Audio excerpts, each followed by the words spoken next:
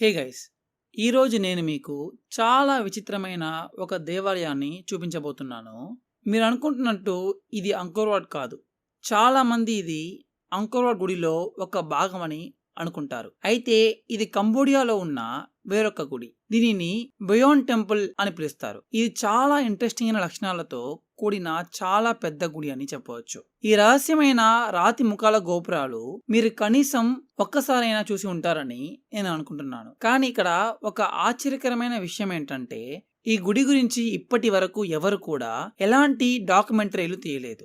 ఇది చాలా చాలా విచిత్రంగా ఉంది. ఎందుకంటే ఇలాంటి ఒక అద్భుతమైన పురాతన గుడి గురించి చేసిన వీడియోలు ఇంకా టీవీ ప్రోగ్రాంలు తీసి ఉండాలి. కానీ అలా ఏమీ లేదు. నాకు యూట్యూబ్లో ఒక డాక్యుమెంటరీ కూడా దొరకలేదు.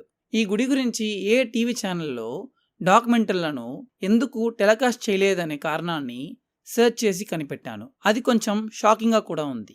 సో బయోన్ టెంపుల్ గురించిన మొదటి మరియు ఏకైక డాక్యుమెంటరీని నేను మాత్రమే చేశాను. హిస్టోరియన్స్ ఏం చెప్తున్నారంటే, బయోన్ గుడిని బౌద్ధ దేవాలయంగా నిర్మించబడిందని చెప్తున్నారు. ఈ మర్మమైన ముఖాలు బుద్ధుణ్ణి సూచిస్తాయి మరియు ఇది సుమారు 800 సంవత్సరాల ముందు కట్టారని చెప్తున్నారు. మీరు బయోన్ గుడిలోకి ప్రవేశించే ముందు ఈ బ్రహ్మాండమైన గేట్ వైపు మీరు డ్రైవ్ చేస్తూ వస్తున్నప్పుడు ఈ రాక్షస బొమ్మలు రోడ్డుకు రెండు వైపులా వరుసలో ఉండడం మీరు చూస్తారు. ఎవరు వాళ్ళు? ఒకవైపు దేవులు ఉన్నారు, మరోవైపు అసురులు అని పిలువబడే రాక్షసులు ఉన్నారు. ఇంకా వాళ్ళ చేతుల్లో ఏముందంటే ఒక పెద్ద పాము శరీరాన్ని పట్టుకొని ఉన్నారు. వాళ్ళు ఈ పాముని పట్టుకొని ఏం చేస్తున్నారు? వాళ్ళు పాల సముద్రాన్ని చిరుకుతున్నారు. మీకు ఈ కథ గురించి తెలుసుంటుంది. దేవతలు రాక్షసులు పాల సముద్రాన్ని చిలికి అమృతాన్ని తీశారు. కానీ ఈ సంఘటన గురించి పురాతన హిందూ గ్రంథాలలో రాయబడి ఉంది, బౌద్ధ గ్రంథాలలో లేవు. వాస్తవానికి బౌద్ధ మతం ఇలాంటి విషయాలను అంగీకరించదు. కానీ బౌద్ధ గుడి గేట్ వెలుపల హిందూ మత శిల్పాలు ఎందుకున్నాయి? మీరు బయోన్ గుడిలోకి ప్రవేశించినప్పుడు అది చాలా ప్రత్యేకమైన వ్యూను కలిగి ఉందని మీరు తెలుసుకుంటారు. ఇది ప్రపంచంలో ఉన్న ఇతర గుడుల కంటే పూర్తి డిఫరెంట్ గా కట్టారు. ఇక్కడ మొత్తం 54 గోపురాలు ఒకటికొకటి పక్క పక్కనే ఉన్నాయి. తర్వాత ప్రతి గోపురంలో చాలా విధాలుగా నవ్వుతున్న ముఖాలు ఉంటాయి. ఈ గోపురాల పైన మొత్తం 216 ముఖాలు ఉన్నాయి. మీరు ఈ ముఖాలను నేల మట్టం నుండి చూస్తే అవి చిన్నవిగా కనిపిస్తాయి. కానీ మీరు పైకి వెళ్లి చూస్తే మీకు ఆయాసం వచ్చేస్తుంది. మీరు కొన్ని సెకండ్ల పాటు మాట్లాడలేకపోతారు. ఎందుకంటే ఈ విచిత్రమైన చిరునవ్వుతో ఉన్న ముఖాలు కొన్ని వింత వైబ్రేషన్లను ఇస్తాయి. ఈ ముఖం ఎవరిది? పురాతన శిల్పులు ఈ గుడి చుట్టూ అన్ని వైపులా ఈ వింత ముఖాలు ఉన్న అనేక గోపురాలను ఎందుకు కట్టారు? ఆర్కియాలజిస్టులు, హిస్టోరియన్లు ఏం చెప్తున్నారంటే, ఈ ముఖం బుద్ధుణ్ణి సూచిస్తుందని చెప్తున్నారు. ఇంకా 7వ జయవర్మన్ అనే రాజు కూడా బుద్ధుణ్ణి కొలిచేవాడని, ప్రజల మనసులో ఈయనను ఎప్పటికీ గుర్తుంచుకోవాలని కోరుకున్నాడు.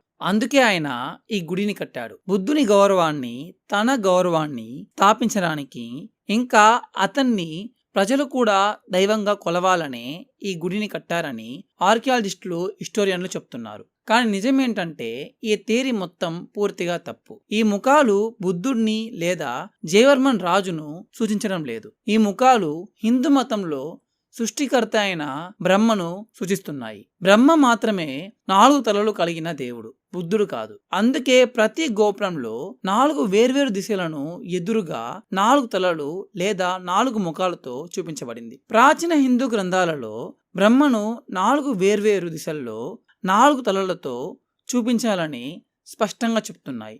బుద్ధుణ్ణి ఎప్పుడు 4 ముఖాలతో చూపించలేదు. ఇక్కడ మరింత ఇంట్రెస్టింగ్ గా ఉన్న ఈ ఆభరణాలను చూడండి. అతను అద్భుతమైన నెక్లెస్ వేసుకొని ఉన్నాడు. అతను వేసుకున్న కమ్మలను చాలా అందంగా డిజైన్ చేశారు కదా. ఇంకా అతను తలపై కూడా మరిన్ని నగలు వేసుకొని ఉన్నాడు. ఇది బుద్ధుడికి పూర్తిగా వ్యతిరేకంగా ఉంది. ఎందుకంటే బుద్ధుడు ఎప్పుడు నగలు వేసుకోడు. ఆయన సింప్లిసిటీనే విశ్వసించాడు. ఇంకా ఇక్కడ ముఖ్యమైనది ఈ పెద్ద కిరీటం. ఇది పై భాగంలో కిరీటం లేదా ఒక కోనికల్ షేప్ లో ఉన్న అతని జుట్టు అయి ఉంటుంది. మానసర శిల్పశాస్త్ర అనే పురాతన సంస్కృత గ్రంథంలో బ్రహ్మను ఎలా చెక్కాలో అని స్పష్టంగా వివరిస్తుంది. అదే విధంగానే పురాతన శిల్పులు ఈ గుడిలో బ్రహ్మను చెక్కారు. బుద్ధుణ్ణి ఎప్పుడు పెద్ద తలపాగా ఉన్నట్టుగానో లేదా కిరీటం పెట్టుకున్నట్టుగానో చూపించలేదు. ఆయన ఎప్పుడు సాధారణ జుట్టుతో ఉన్నట్లుగానే చూపిస్తారు. కానీ ఇక్కడ షాక్ అయ్యే విధంగా ఇంకొక విషయాన్ని కూడా నేను కనిపెట్టాను. అతను మూడవ కన్నుతో ఎలా చూపించబడ్డాడో చూడండి. చాలా మంది ప్రజలు శివుడికి మాత్రమే మూడవ కన్ను ఉంటుందని అనుకుంటున్నారు. కానీ బ్రహ్మకు కూడా మూడవ కన్ను ఉంది.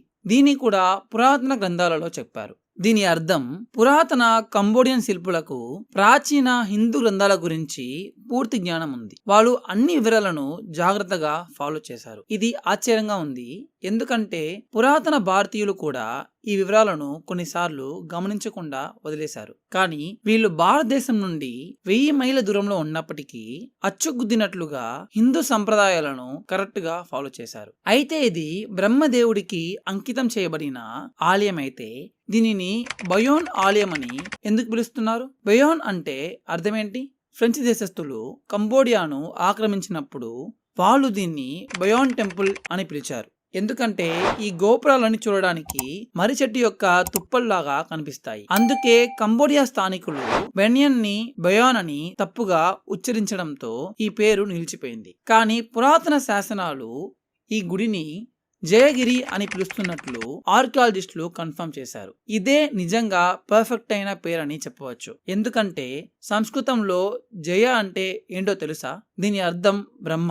ఇది బ్రహ్మ పేర్లలో ఒకటి. బ్రహ్మదేవుణ్ణి సారాంశం అని కూడా చెప్పవచ్చు. గిరి అంటే పర్వతం, కాబట్టి ఇది బ్రహ్మ పర్వతంగా నిర్మించబడింది. ఇప్పుడు మనం మళ్ళీ ఈ గుడిని చూద్దాం. ఇది పర్వతంలా కనిపించడం వల్ల దీనికి సరైన పేరు అనుకుంటా. ఇంకా మీరు ప్రతి చోట 4 తలలను చూస్తే మీకు వెంటనే బ్రహ్మ గుర్తుకు వస్తారు. ఆర్కియాలజిస్టులు కూడా ఈ గుడిలో శివుడు, విష్ణువుల చిన్న మందిరాలు నిర్మించబడ్డాయని ఒప్పుకున్నారు. అయితే వాళ్ళు బ్రహ్మ యొక్క మందిరాన్ని ఒక్కటి కూడా ఎందుకు కనిపెట్టలేదు? ఎందుకంటే ఈ గుడి మొత్తం ఆయనకు అంకితం చేయబడింది కదా. ఇది తెలియకుండా ఆర్కియాలజిస్టులు, హిస్టోరియన్లు ఇది బుద్ధునికి అంకితం చేయబడిన బౌద్ధ దేవాలయం అని అనుకుంటున్నారు. ఇది నిజంగానే చాలా ఆశ్చర్యంగా ఉంది. అయితే ఇది ఒక హిందూ గుడి అని, బ్రహ్మకు అంకితం చేయబడిందని స్పష్టంగా తెలుస్తుంది. ఇలా తప్పుగా అర్థం చేసుకోవడానికి కారణం ఎవరు? హిందూ మతం మరియు బౌద్ధ మతం గురించి పెద్దగా అర్థం చేసుకోని ఫ్రెంచ్ అధికారులే అని నేను చెప్తాను. అలాగే 1863లో ఫ్రెంచ్ దేశస్థులు కంబోడియాను ఆక్రమించేటప్పుడు బౌద్ధ మతమే ఇక్కడ ప్రబలమైన మతం. కాబట్టి ఆ సమయంలో ఇది బౌద్ధ దేవాలయం అయి ఉంటుందని వాళ్లకు వాళ్లే అజ్యూమ్ చేసుకుని ఉంటారు. ఇంకా మరొక ఇంట్రెస్టింగ్ అయిన విషయం ఏంటంటే ఈ గుడిని కూడా అంకోర్ వాట్ లాగానే అనేక శతాబ్దాలుగా బౌద్ధ సన్యాసులు పూర్తిగా ఆక్రమించేశారు. వాళ్లే అనేక చిన్న సైజులలో ఉన్న బౌద్ధ శిల్పాలను కూడా సృష్టించారు. కొన్నిసార్లు అదృష్టం కోసం గుడి కాంప్లెక్స్ లో బుద్ధుడి విగ్రహాలను కూడా పాతిపెట్టారు. ఇప్పుడు ఈ గుడిని చదివేటప్పుడు వెస్టర్న్ ఆర్కియాలజిస్టులకు కూడా ఇది చాలా గందరగోళంగా ఉంటుంది. ఎందుకంటే మీరు బౌద్ధ శిల్పాలను చూస్తారు, ఇంకా కొన్నిసార్లు తవ్వేటప్పుడు భూమట్టం లోపల నుండి బుద్ధ విగ్రహాలను వెలికి తీస్తారు. సో మీరు బౌద్ధ శిల్పాలను చూడకపోతుంటే పక్కనే హిందూ శిల్పాలను కూడా చూస్తారు. మళ్ళీ మీరు బుద్ధ విగ్రహాలను పక్కన నిలబడి ఉన్న హిందూ విగ్రహాలను కూడా చూస్తారు. మరింత ఇంట్రెస్టింగ్ అయిన విషయం ఏంటంటే మీరు చాలా మార్పులను చూస్తారు. ఎందుకంటే ఈ రెండు సమూహాలు ఆధిపత్యం కోసం పోరాడుతున్నప్పుడు వాళ్ళు కొన్ని శిల్పాలను మార్చడానికి ప్రయత్నించారు. కొన్నిటిని నాశనం కూడా చేశారని స్పష్టంగా తెలుస్తుంది. కానీ ఇందులో ముఖ్యమైన డీటెయిల్ ఏంటంటే ఎవరెవరు చిన్న చిన్న శిల్పాలతో మీ నమ్మకాన్ని మార్చాలి అనుకున్నా కూడా ఎవరి వల్ల కూడా మార్చన కుదరదు. ప్రతి గోపురం పైన 4 ముఖాలు స్పష్టంగా బ్రహ్మను సూచిస్తున్నాయి, బుద్ధుణ్ణి కాదు. నిజానికి పక్కనే ఉన్న టాప్రమ్ అనే మరో బ్రహ్మ గుడిని కూడా అదే నిర్మాణదారులు కట్టారు. అందుకే ఈ గుడి గోడలపై చెక్కబడిన అందమైన స్త్రీల చక్రాలతో నిండి ఉంది. ఎందుకంటే హిందూ మతం ప్రాపంచిక జీవితాన్ని స్వీకరించింది, బౌద్ధ మతంలా కాకుండా. అందుకే హిందూ దేవతలు, రాక్షసులు ఎంట్రన్స్ దగ్గర పాల సముద్రాన్ని చెరకడం మీరు చూస్తారు. అందుకే ఈ గుడిలో లెక్కలేనన్ని హిందూ దేవుల చెక్కడాలను మీరు చూస్తారు. కంబోడియా అధికారులందరూ దీనిని బౌద్ధ దేవాలయంగానే చూడాలి అనుకుంటున్నారు, కానీ ఇది నిజం కాదు. ఇది మొదటి నుండే హిందూ గుడే. అయితే ఇది హిందూ దేవాలయమని, ఈ ముఖాలు బ్రహ్మను సూచిస్తున్నాయని గుర్తించిన మొదటి వ్యక్తి ప్రవీణ్ మోహన్. నేను అలా అనుకోవడం లేదు. హిస్టరీ టీవీ లేదా డిస్కవరీ ఛానల్ లాంటి పెద్ద ఛానల్స్ ఈ గుడిని అప్పుడే రీసెర్చ్ చేసి ఉండవచ్చు. వాళ్ళు దీనిని అప్పుడే కనిపెట్టి ఉండవచ్చు. కానీ వాళ్ళు బయటకు వచ్చి టీవీలో చెబితే ఇక్కడ ఉన్న అధికారులు ఫ్యూచర్లో డాక్యుమెంటరీలను చేయడానికి పర్మిషన్ ఇవ్వరు. అందుకే ఈ అద్భుతమైన గుడి గురించి ఒక డాక్యుమెంటరీలు కూడా బయటికి రాలేదు. అయితే ఈ డాక్యుమెంటరీ ఇతరుల ముందుకు వచ్చి నిజాన్ని లోకానికి తెలియజేయడానికి ఒక మెట్టు అవుతుందని నేను నమ్ముతున్నాను. Please me thoughts comment section లో కమెంట్ చేయండి. నేను ప్రవీణ్ మోహన్. చూసినందుకు చాలా థ్యాంక్స్. సబ్స్క్రైబ్ చేసుకోవడం మర్చిపోకండి. అలానే ప్రతి ఒక్క అప్డేట్ కోసం కింద ఉన్న బెల్ బటన్ ని క్లిక్ చేయండి. ఈ వీడియోని లైక్ చేయండి అండ్ మీ ఫ్రెండ్స్ కి షేర్ చేయండి. నేను త్వరలో మిమ్మల్ని కలుస్తాను. బాయ్.